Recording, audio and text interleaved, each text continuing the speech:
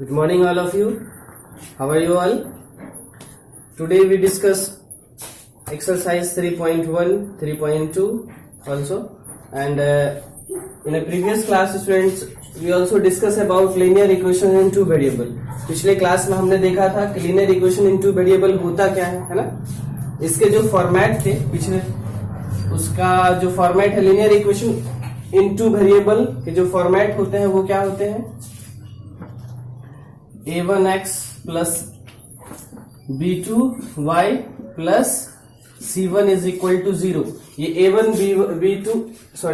a1x b1y plus c1 is equal to 0 हमने 1 इसीलिए लगाया कि अभी पेयर ऑफ, इसमें सिस्टम ऑफ इक्वेशन अभी हम पढ़ेंगे जिसमें एक से ज्यादा लीनियर इक्वेशन होगा, इसीलिए हम इसको सिंबॉलिकली रिप्रेजेंट करने के लिए a1 a2 का यूज करते हैं ताकि हमें क्लेरिफाई हो सके कि अच्छा a1x plus b1y plus c1 है तो ये फर्स्ट लीनियर इक्वेशन है, और अगर a2x plus b2y plus c2 is equal to 0 है तो वो सेकेंड लीनियर इक्वेशन है. अब क्वेश्चन ये है कि ये जो लीनियर इक्वेशन है इसको ग्राफिकली हमें क्वेश्चन आएगा कभी कभी कि इसको ग्राफिकली रिप्रेजेंट करना है. ग्राफिकली रिप्रेजेंटेशन ये होता है कि यहां जो टू वेरिएबल है, एक वेरिएबल क्या है, एक वेरिएबल है आपका x है ना, जिसको v1 कहेंगे वेरिएबल 1, और दूसरा वेरिएबल क्या है स्टूडेंट्स, y. x और y यहां दो वेरिएबल है लीनियर इक्वेशन में. तो अगर ग्राफिकली रिप्रेजेंट करते हैं तो उसके जो सॉल्यूशंस होंगे, ये जो linear equation in two variable है उसके जो सॉल्यूशन होंगे वो क्या होंगे, x और y के वैसे वैल्यू जो आपके इक्वेशन को सेटिस्फाई करे वो क्या कहलाएंगे, इसके सॉल्यूशन कहलाएंगे. एक बार फिर से सुनिएगा, यहां जो दो वेरिएबल है x एंड y, x और y का ऐसा वैल्यू जो आपके दोनों लीनियर इक्वेशन को सेटिस्फाई करे वो क्या कहलाएगा, उसके सॉल्यूशंस कहलाएंगे. फॉर एग्जांपल अगर हम आपको x minus y is equal to 4 है, ठीक है, सेकेंड इक्वेशन है 2x plus y is equal to 6, तो ये जो लीनियर इक्वेशन है तो पेयर ऑफ लीनियर इक्वेशन है क्योंकि एक लीनियर इक्वेशन यहां है और दूसरा क्या है उसके नीचे है. ठीक है, पहला है x minus y is equal to 4, दूसरा है 2x plus y is equal to 6. इसमें x और y के वैसे वैल्यू जो सेटिस्फाई करेंगे इक्वेशन को वो उसके सॉल्यूशंस कहलाएंगे. क्या कहलाएंगे, सॉल्यूशंस. सॉल्यूशन के लिए हमने बताया था कुछ कि आपको कितने सॉल्यूशंस होंगे किसी भी लीनियर इक्वेशन का, उसके लिए हमने कंडीशन बताया था पिछले क्लास में, है ना, कि अगर आपका लीनियर इक्वेशन है, अगर a1 by a2 linear equation के जो फॉर्मेट होते हैं वो हमने बताया था पिछले क्लास में, जिसमें a1 और b1 जो रियल नंबर्स होते हैं जो जीरो नहीं हो सकते, है ना, where a1 is not equal to 0 and b1 also is not equal to 0. क्योंकि अगर a1 और अगर जीरो में a1 या फिर b1 दोनों में से कोई भी जीरो होता है तो लीनियर इक्वेशन वन वेरिएबल बन जाएगा, है ना, टू वेरिएबल रहेगा ही नहीं क्योंकि वो टर्म्स को ही एलिमिनेट कर देगा. ठीक है, तो अभी हम आपको ये बता रहे हैं कि आपका जो सॉल्यूशन है वो किस बेस पे हम लोग फाइंड आउट करते हैं, कैसे हम लोग समझ जाते हैं कि इसके कितने सॉल्यूशंस हैं. ठीक है, उसको ग्राफिकली भी रिप्रेजेंट करते हैं. तो फर्स्ट जो आपका है a1 अपॉन a2, यानी a1 क्या है, x का कोफिशिएंट, और a2 क्या है, सेकेंड लीनियर इक्वेशन में x के coefficient. a1 by a2 is not equal to b1 by b2. अगर इस केस को फॉलो करेगा स्टूडेंट्स तो उसके होंगे यूनिक सॉल्यूशन. क्या होंगे, यूनिक सॉल्यूशन, मतलब एक ही जगह पे सॉल्यूशन होगा और उसके जो ग्राफ होंगे वो इंटरसेक्ट करेगा. क्या करेगा, इंटरसेक्ट. इट मींस अगर आपका फॉर एग्जांपल सपोज करते हैं कि जैसे अभी हमने क्वेश्चन लिखा, तो यहां पे अगर हम a1 बाई a2 चेक करें तो a1 कितना है, 1 है, a1 बाई a2 कितना है, 2 है, इज नॉट इक्वल टू, यहां b1 कितना है, -1, और b2 कितना है, 1. दोनों सेम नहीं ना है, इक्वल नहीं ना है, तो ऐसे केस में क्या होंगे स्टूडेंट्स, यूनिक सॉल्यूशन होगा.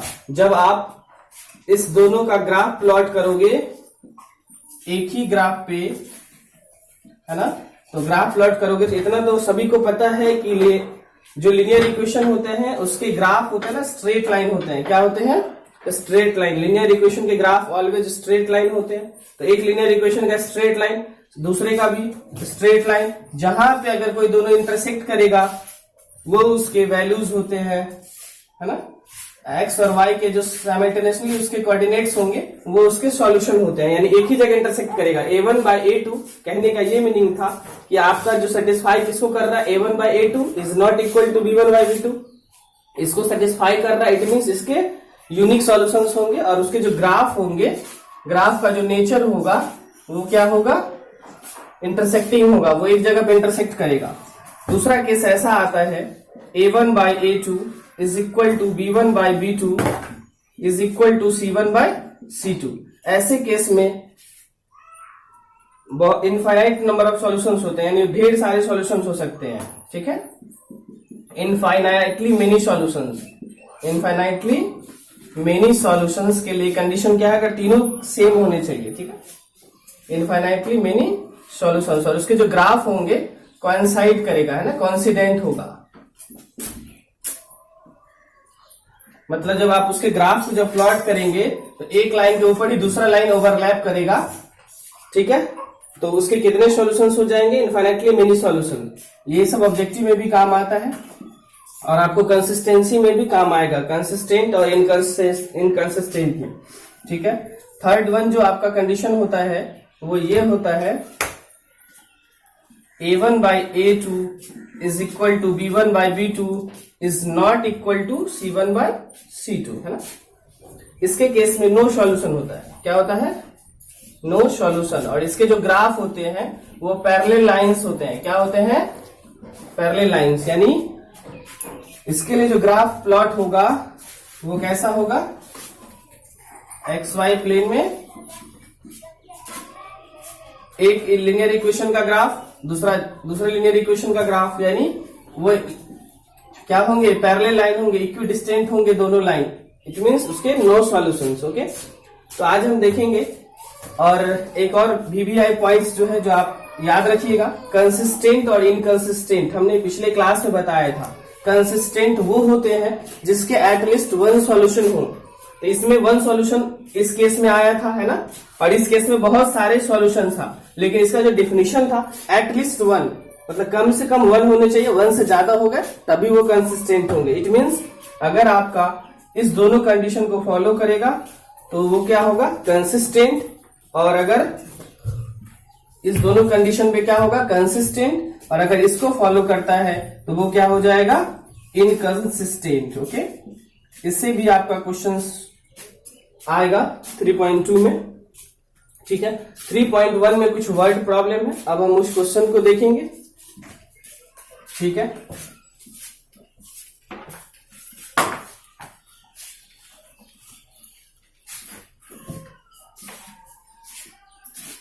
Linear equation and two variable के जो सॉल्यूशंस होते हैं उसके लिए कुछ सब्स्टिट्यूशन मेथड होता है, एलिमिनेशन मेथड होता है। आज हम लोग सब्स्टिट्यूशन मेथड भी देखेंगे और एलिमिनेशन मेथड भी देखेंगे, ठीक है।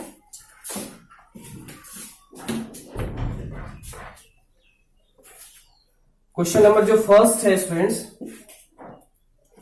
ठीक है, क्वेश्चन फर्स्ट है student, Aftab tales his daughter, Aftab अपनी बेटी से कहता है 7 years ago, यानी 7 साल पहले, I was 7 times as old as you, मैं तुमसे एज में 7 गुना था।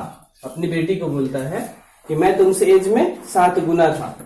Where then also 3 years, और अभी के 3 साल के बाद मैं तुम्हारे उम्र से सिर्फ 3 times ओल्ड होऊंगा, है ना, मतलब मैं तुम्हारी जो एज होगा उससे 3 times 3 गुना हूं, है ना। तो अब देखते हैं इसका solution. Linear equation in 2 variable है तो आपको 2 क्लूज भी दिए होंगे क्वेश्चन में, है ना। तो फर्स्ट ऑफ ऑल हम लेट कर लेते हैं क्योंकि किसी का भी एज हमें पता नहीं है। तो let age of Aftab, let's age of Aftab हमने लेट कर लिया x years, है ना, ठीक है। And age of his daughter, और उसकी जो बेटी है उसका एज हमने कर लिया y years, okay, y years. Okay, अब अकॉर्डिंग टू क्वेश्चन, है ना, बोला 7 ईयर्स एगो, 7 ईयर्स एगो जो इसका एज होगा, है ना, 7 ईयर्स एगो, 7 ईयर्स एगो बोला, 7 ईयर्स एगो दोनों की एज में 7 ईयर्स तो दोनों के लिए रिड्यूस होगा ना, क्योंकि 7 साल पहले तो दोनों जितना भी एज का होगा उससे 7 साल कम होगा। 7 ईयर्स एगो आफ्ताब एज क्या हो जाएगा students, Aftab age is equal to x minus 7 years, and 7 years ago his daughter is, 7 years ago his daughter का जो एज होगा वो भी क्या हो जाएगा, y माइनस 7 ईयर, क्योंकि बोला ही था क्वेश्चन में 7 ईयर्स एगो, तो हमने 7 ईयर्स एगो कर लिया। फिर बोला अकॉर्डिंग टू क्वेश्चन ये था कि आफ्ताब का जो एज था 7 साल पहले और उसकी बेटी का जो एज है 7 साल पहले वो उससे 7 टाइम्स था। क्या था, 7 टाइम्स। यानी यहां से एक इक्वेशन आपको मिल रहा है 7x माइनस 7 7 जा 49 is equal to y minus 7। अगर हम ट्रांसपोज करेंगे तो क्या हो जाएगा, 7x minus y is equal to 49 और 7 क्या हो जाएगा, 56। This is equation 1। Okay, equation 1 आपका फाइंड आउट हो गया। एज इट इज आपका इक्वेशन 2 मिलेगा। इक्वेशन 2 क्या होगा, बोला है अभी के 3 साल के बाद, यानी after 3 years, after 3 years Aftab age क्या हो जाएगा स्टूडेंट्स, आफ्ताब एज अभी x इयर्स है तो 3 साल के बाद उसमें 3 साल ऐड हो जाएगा ना, x प्लस 3 इयर्स हो जाएगा। ठीक है, एंड डॉटर एज, उसका जो डॉटर का एज होगा उसमें भी क्या होगा, 3 इयर्स ऐड हो जाएगा। कोई प्रॉब्लम नो। अब बोला है सेकंड कंडीशन में कि 3 साल के बाद जो आफ्ताब का एज है, according to question again, Aftab का जो एज है वो उसकी बेटी के एज से 3 टाइम्स है ना, तो वो हमने कर दिया। फिर एक इक्वेशन यहां से आ रहा है 3x plus 3 3 9 is equal to y plus 3, 3x minus y is equal to क्या हो जाएगा स्टूडेंट्स, माइनस उधर ट्रांसपोज माइनस 9 तो माइनस 6 हो जाएगा। ये दिस इज इक्वेशन 2। ये क्या आ गया, इक्वेशन 2। अब आपके पास इक्वेशन 1 भी है और इक्वेशन 2 है। इसको आपको बोला गया है ग्राफिकली रिप्रेजेंट करने के लिए। ग्राफिकली जब हम करते हैं तो इक्वेशन फर्स्ट का सॉल्यूशन करते हैं, फिर टेबल बनाते हैं ना, फिर इक्वेशन 2 का भी सॉल्यूशन करेंगे, फिर टेबल बनाएंगे। कैसे करेंगे वो अभी इक्वेशन 2 का देख लेते हैं। इसको क्या लिख सकते हैं हम लोग,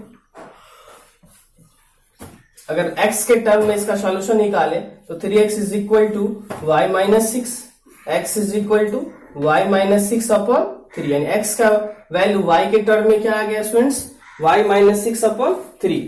अब इसके लिए हम टेबल बनाते थे, पिछले क्लास में भी हमने बनाया था, और x और y का साइमल्टेनियसली हम एक सॉल्यूशन लेते हैं। अगर x का y का वैल्यू हम 0 रखेंगे तो क्या हो जाएगा, x का वैल्यू -2 है ना, y का वैल्यू अगर हम 3 रखेंगे तो क्या हो जाएगा, x का वैल्यू -1। अगर y का वैल्यू अगर हम 6 रखते हैं तो क्या आ जाएगा, x का वैल्यू 0 आ जाएगा, है ना। ऐसे टेबल चार्ट के अकॉर्डिंग हमने x और y का साइमल्टेनियसली वैल्यू हमने कोऑर्डिनेट फाइंड आउट किया। एज इट इज आप इक्वेशन फर्स्ट में भी करेंगे। पहले तो x और y में से किसी एक के अकॉर्डिंग आप क्वेश्चन को सॉल्यूशन कर लेते हैं, यानी इक्वेशन को। तो क्या हो जाएगा इसका, अगर सॉल्यूशन करेंगे तो 7x is equal to 56 plus y, x is equal to 56 plus y upon 7, है ना। अब अगर हम टेबल बनाते हैं x y, फिर ये जो टेबल होगा ना उसको हम ग्राफिकली रिप्रेजेंट करेंगे। अगर x के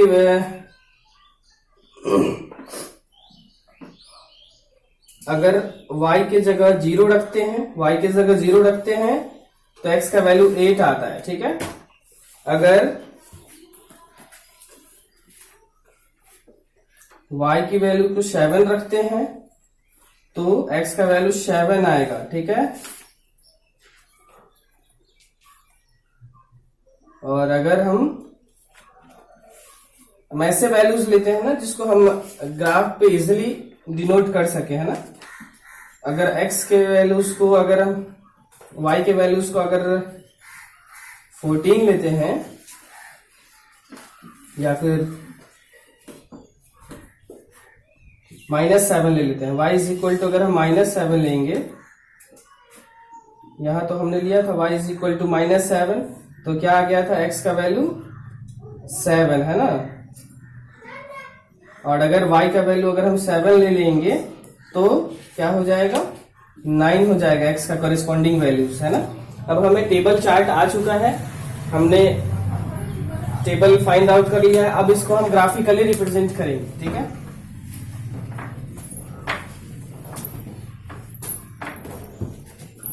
ये जो आपके ग्राफ है x और y प्लेन, जिसको x डैश और y डैश से रिप्रेजेंट करते हैं ना, ठीक है।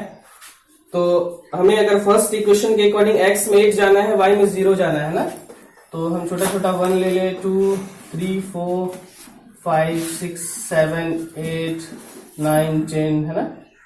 इधर लेंगे तो 1 2 3 4 5 6 7 8 and so on, -1 -2 -3 -4 -5 -6 -7 -8 -9 -10 so on।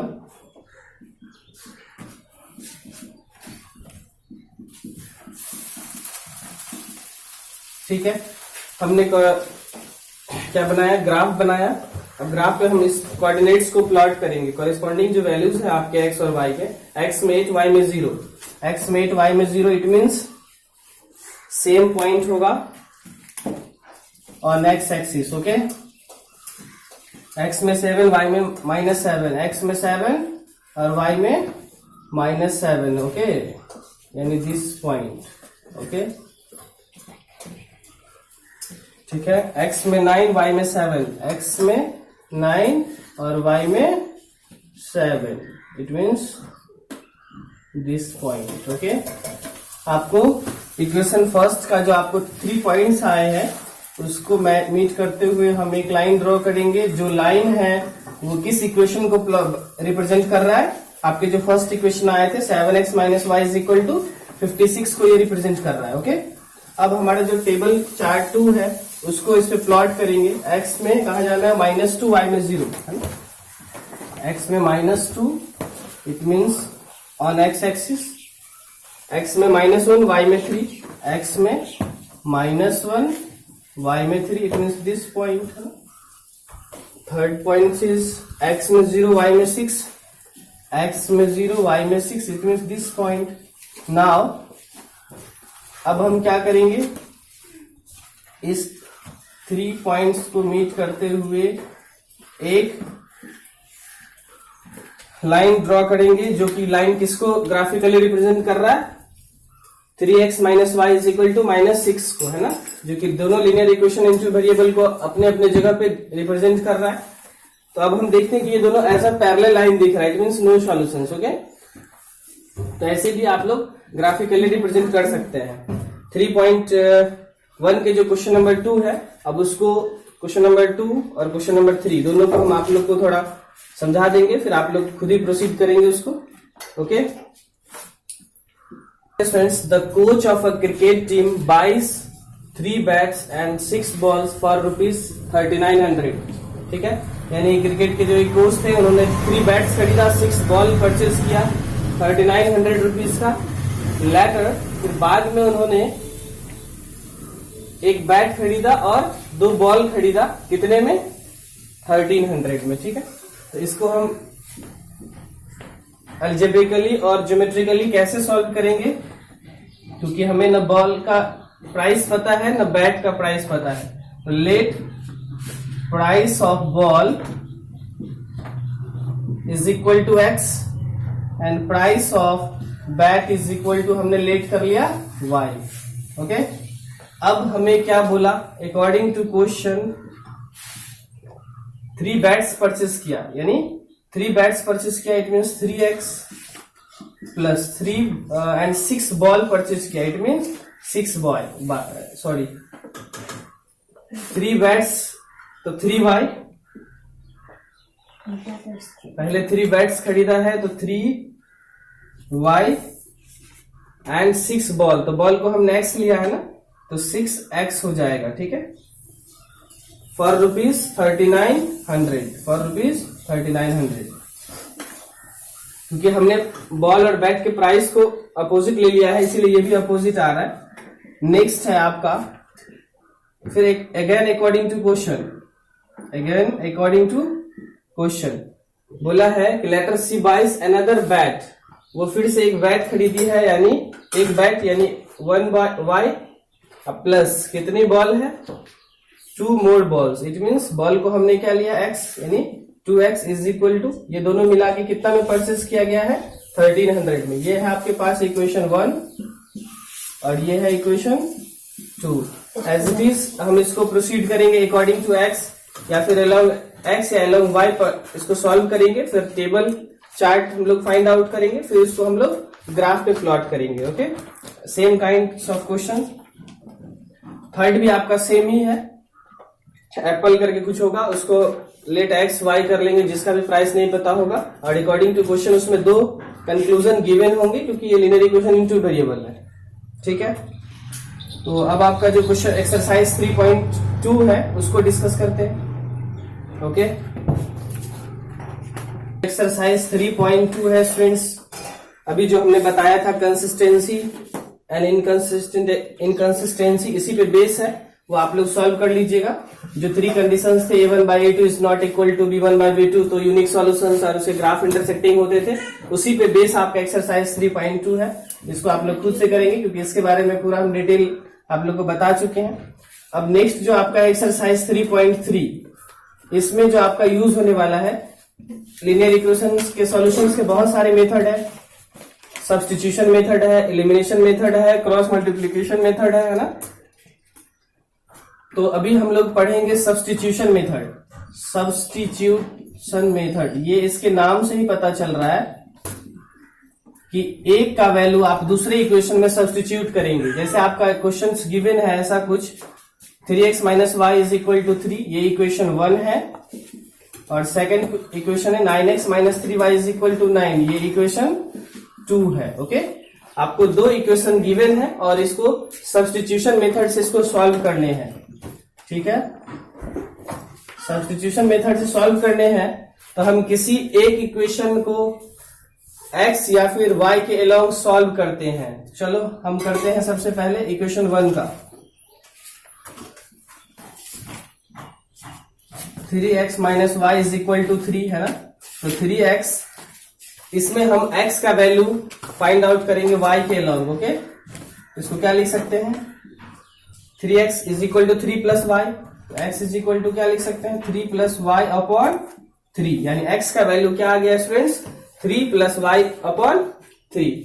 अब जो आपके x के वैल्यूज आ गए 3 प्लस वाई अपॉन 3, इसको हम इक्वेशन 2 में पुट करेंगे। Put the value of x in equation 2। दूसरे इक्वेशन में जब हम इक्वेशन 1 के वैल्यू को पुट करेंगे तब हमारा क्या होगा, 9x है ना, तो 9 इंटू एक्स के जगह पे हम क्या ले सकते हैं, 3 plus y upon 3, okay, minus 3y is equal to 9। आपका जो सेकेंड इक्वेशन है, इसको अगर हम कॉमन ले लें तो और भी शॉर्ट हो जाएगा ना, कॉमन पहले ले लेते हैं और इजी हो जाएगा। आपका जो इक्वेशन है 9x minus 3y is equal to 9, इसमें जब हम 3 कॉमन ले लेंगे तो क्या आ जाएगा, इस दोनों में 3 कॉमन ले लेंगे तो 3x minus y is equal to 9 है ना। 3 इधर मल्टीप्लाई करा, उधर जाके डिवाइड करेगा ना, तो क्या हो जाएगा, 3x minus y is equal to 3। अब हम जो x के जो कॉरेस्पॉन्डिंग वैल्यूज थे x का जो वैल्यूज y के अकॉर्डिंग है उसको हम पुट करेंगे, तो 3 into 3 plus y upon 3 minus, ठीक है, minus y is equal to 3। जब x का वैल्यू जो हम y के अकॉर्डिंग पुट करते हैं तो हम देख रहे हैं कि अब एक ही वेरिएबल है ना, सारे एक ही वेरिएबल में आ रहा है। जब हम इसका सॉल्यूशन करेंगे तो हमें y का वैल्यू आ जाएगा, है कि नहीं। जब इसका सॉल्यूशन करेंगे तो क्या हो जाएगा, इसको आप लिख सकते 3/3 और y/3। 3/3 को करेंगे तो 3 प्लस y/3 को अगर करेंगे तो 3y/3 यानी y ही बचेगा, है ना, माइनस y।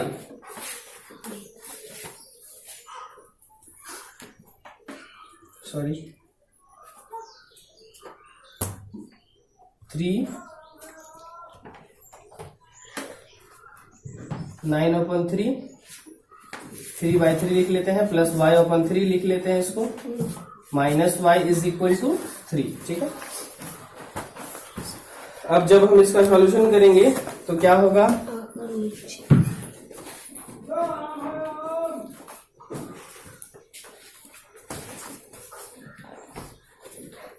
x और y के जो कॉरेस्पॉन्डिंग वैल्यू है, आपका जो इक्वेशन है 9x minus 3y is equal to 9 था ना,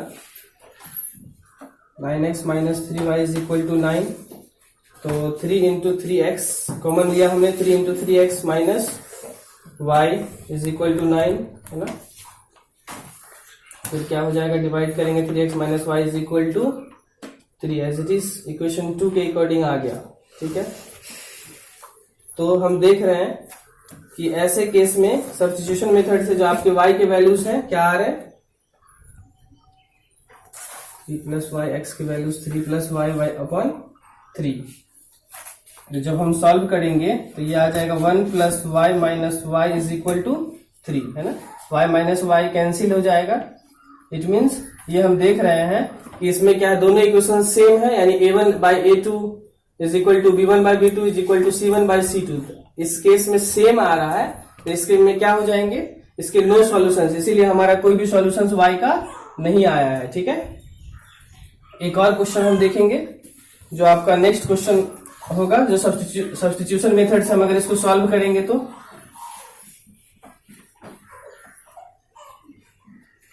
क्वेश्चन है आपका students, x plus y is equal to 14 and x minus y is equal to 4। इसको कौन से मेथड से सॉल्व करना है, सब्स्टिट्यूशन मेथड से। This is equation 1 and this is equation 2। Okay, अब हम इक्वेशन 1 से चलते हैं या फिर 2 से चले, किसी से भी।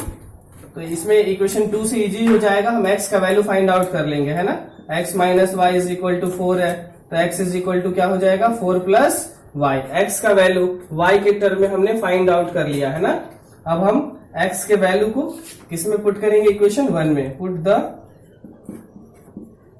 Value of x in equation 1। ठीक है, इक्वेशन 1 में अगर हम, इक्वेशन 1 आपका है x plus y is equal to 14, तो x के जगह क्या पुट करना है, 4 प्लस वाई, और n plus y is equal to 14। y plus y क्या हो जाएगा, 2y। ये प्लस 4 को हमने ट्रांसपोज किया तो क्या आ जाएगा, 14 माइनस 4 यानी 10। y इज इक्वल टू 10/2 यानी 5।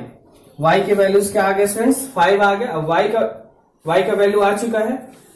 अब हम y के वैल्यू को किसी भी इक्वेशन में पुट करेंगे तो वो क्या आ जाएगा, put the value of y in equation, suppose कर लो 2 में हमने पुट किया, तो x माइनस वाई का value 5 is equal to 4, x is equal to 5 plus 4, it means x is equal to 9। यानी x के क्या वैल्यूज आए 9 और y के क्या वैल्यूज आए 5। इट मीन्स इस इक्वेशन के जो सॉल्यूशंस होंगे, x और y का जो वैल्यू है इस इक्वेशन को सेटिस्फाई करेगा। ओके ओके, आप लोग एक्सरसाइज 3.2 भी सॉल्व करेंगे, 3.3 भी सॉल्व करेंगे, और सब्स्टिट्यूशन मेथड हमने देखा।